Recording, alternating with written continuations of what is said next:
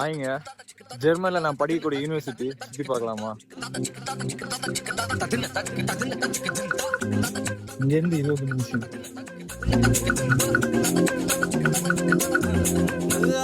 நம்ம இப்போ German class போக போறோம். நிகர எக்ஸாம் இருக்கு.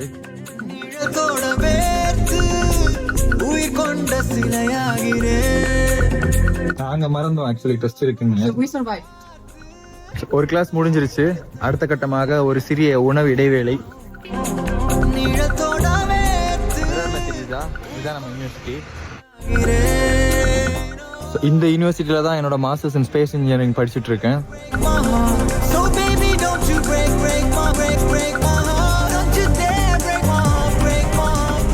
இந்த கட்லெட் நல்லா இருக்கு.